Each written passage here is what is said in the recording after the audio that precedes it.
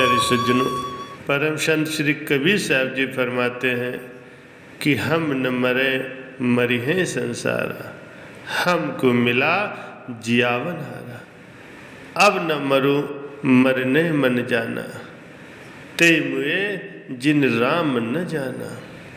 शाकत मरे संत जन जीवे, भर भर राम रसायन पीवे।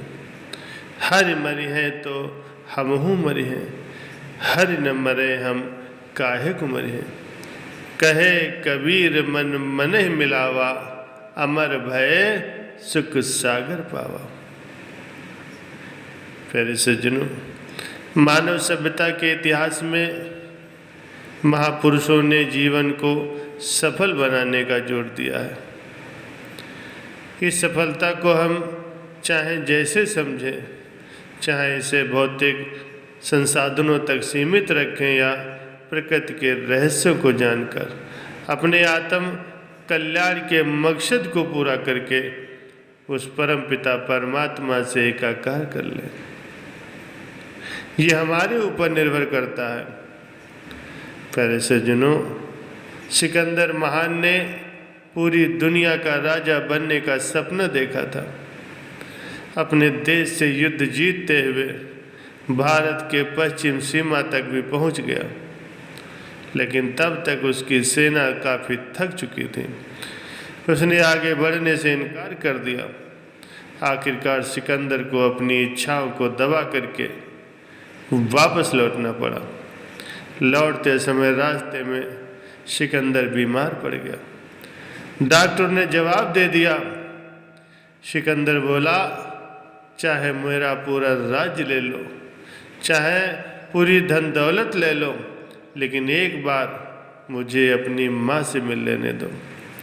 डॉक्टर ने कहा कि अब ये संभव नहीं है, तुम्हारी कुछ ही सांसें शेष बची हैं, जो कहना है जल्दी कह दो।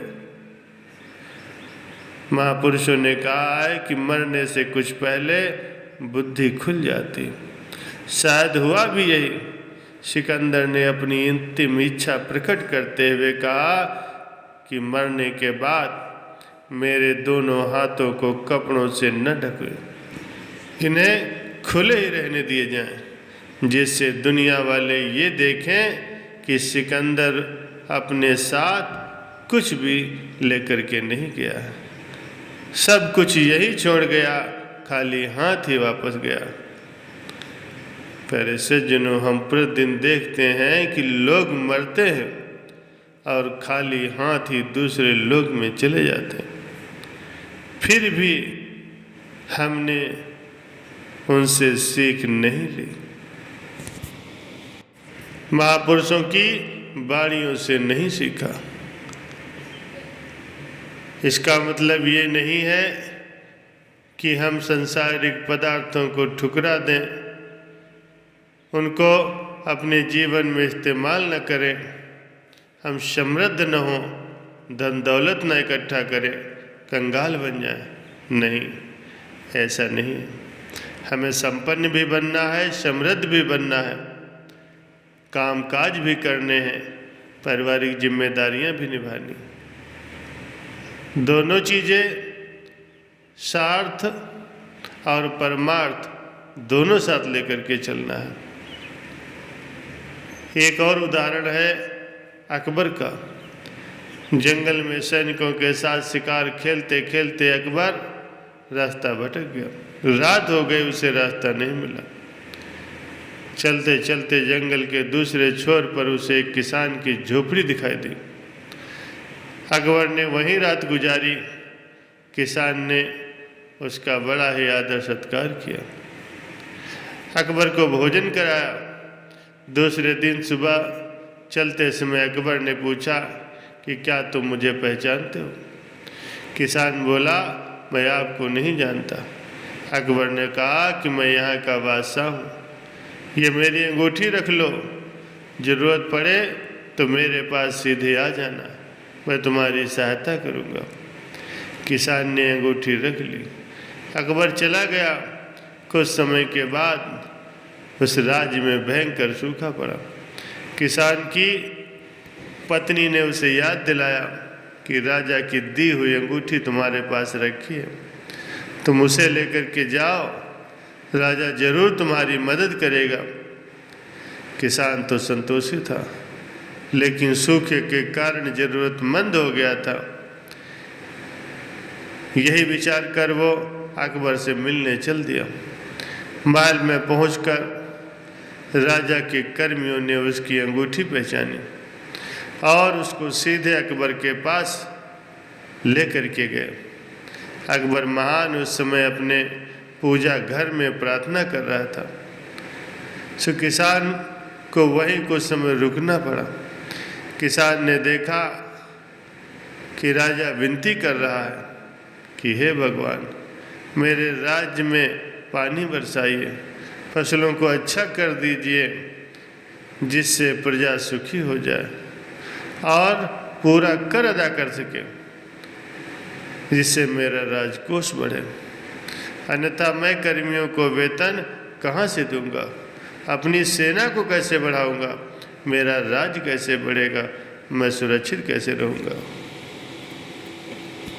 राजा की इतनी परेशानियों को सुन करके वो किसान हैरान रह गया और वहाँ से चल पड़ा। थोड़ी देर के बाद राजा को किसान के आने की सूचना मिली। तब तक किसान राजमहल से बाहर निकल आया था। राजा ने किसान को फिर वापस बुलाया, उससे वापस जाने का कारण पूछा। किसान बोला, आपकी दिक्कतें तो मुझसे भी ज़्यादा हैं और फिर आप जिससे मांग रहे हो तो मैं भी उसी से मांग लूँगा। प्यारे सज्जनों, इसका अभिप्राय यही है कि जितना बड़ा आदमी उसकी उतनी बड़ी ज़रूरतें और फिर उतनी ही बड़ी उसकी दिक्कतें। हमें अपने जीवन के उद्देश्य के अनुसार अपनी इच्छाओं को कहीं न कहीं सीमित करना ही होगा, अन्यथा हम अपनी दैनिक भौतिक आवश्यकताओं को पूरा करते करते अपने अनमोल मानव जीवन को बिना सच्चाई जाने ही व्यर्थ बिता देंगे। इतिहास कहता है कि ये लोग इतने संपन्न होकर के, राजे महाराजे होकर के, धन दौलत के स्वामी होकर के भी कितने दीनहीन दुखी थे, कितने परेशान थे और अपनी अधूरी इच्छाओं को लेकर के इस संसार से वापस गए। तो फिर साधारण इंसान के बारे में क्या कहना। संतों का जीवन हमारे लिए एक दूसरा ही संदेश देते हैं। अगर हम स्वार्थ और परमार्थ दोनों में पूर्णता प्राप्त करना चाहते हैं तो जीवन के हर आयाम में अपने आप को संतुलित रखना, संयम में रखना, सामंजस्य बना करके चलने की आवश्यकता है।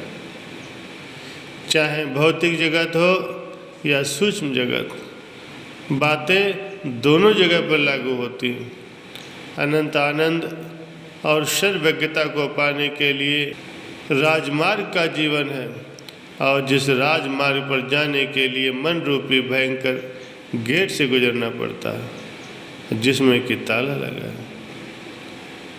चेतन सत्ता के ध्यान के द्वारा वो ताला खुलता है। ध्यान की विधि समर्थ संत सद्गुरु के पास होती है।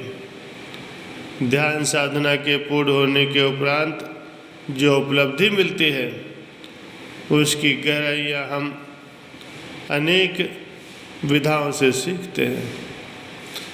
उलट समाना आप में प्रगति ज्योत अनंत, साहब सेवक एक संग, खेले सदा बसंत।